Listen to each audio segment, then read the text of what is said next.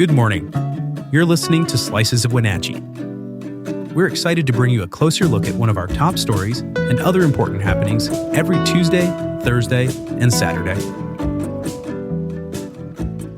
Today, a major funding loss looms for the Wenatchee School District, with staff and student programs likely to feel the impact.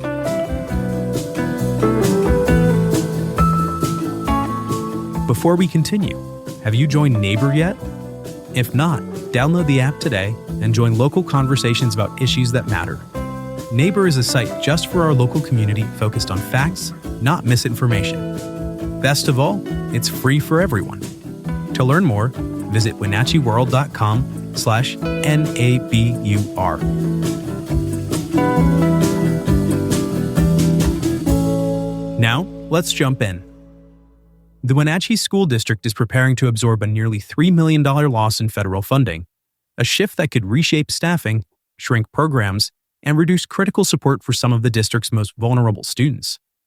Superintendent Corey Callahar announced in a recent staff email that the district anticipates a $2.9 million drop in federal dollars going into the 2026-2027 school year. That reduction will trigger necessary staff adjustments and put pressure on programs that serve migrant students, English learners, and those who rely on before and after school academic support.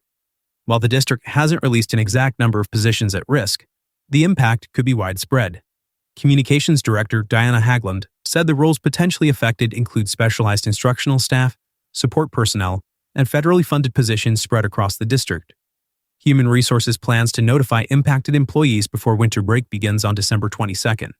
Union leaders estimate that up to 10 certified staff and about 30 classified staff could be directly affected, most working in roles tied to migrant and bilingual services, graduation support, or student wellness.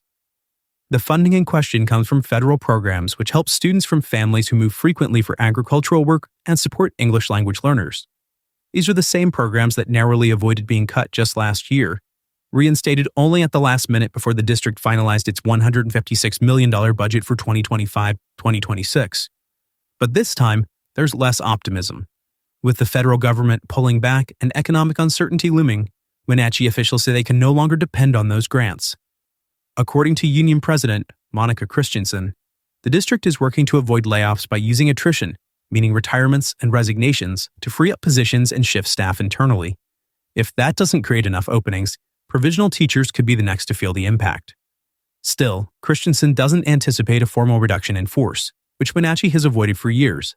But she says the deeper concern isn't just about job loss, it's about how these cuts might ripple into classrooms. Programs funded by these federal dollars aren't just administrative line items, they provide academic and social supports to students already facing challenges. If those programs shrink or disappear, she says students will still receive support, but it will look different and likely be less consistent.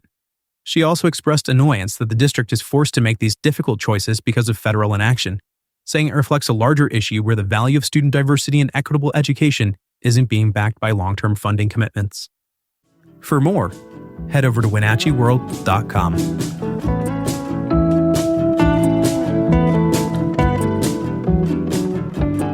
Are you passionate about the issues shaping North Central Washington? Then you won't want to miss the Wenatchee World Forum at Pybus. This monthly event brings together newsmakers and the community to dive into the topics that matter most. It's your chance to engage, ask questions, and be part of the conversation shaping our region's future. Have questions or need more info? Visit wenatcheeworld.com/forum. Now, a few other stories you should know about. Police have recovered the body of 24-year-old Justin Lassiter inside a sunken SUV in the Columbia River south of Entia. Lassiter had been missing since December 2nd, and his vehicle was discovered Monday morning submerged off Highway 97A. He was still belted into the driver's seat. Authorities are now investigating what caused the vehicle to veer off the road. Port of Chelan County officials have proposed a 50-50 revenue-sharing plan with local taxing districts as part of the proposed Malaga tax increment area, delaying a final vote until December 23rd. The agreement would split property tax revenue from future Microsoft data centers in the area, while funds would go toward public infrastructure improvements, especially sewer upgrades. The port is responding to public concern and recommendations from the State Treasurer's Office, which urged more coordination and financial planning before moving forward.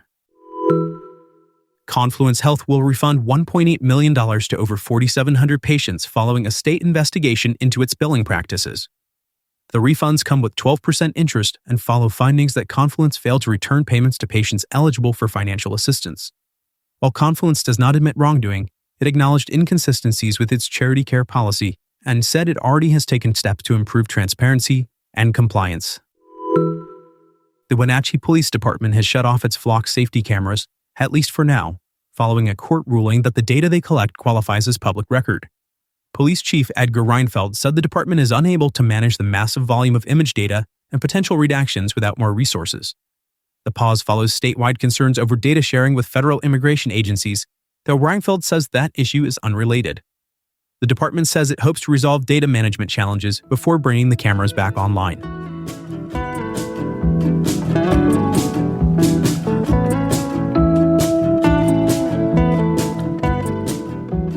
Thanks for listening.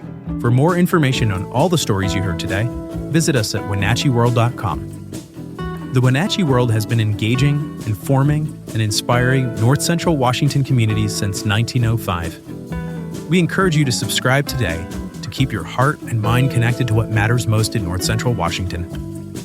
Thanks for starting your morning with us, and don't forget to subscribe to Slices of Wenatchee wherever you listen to podcasts.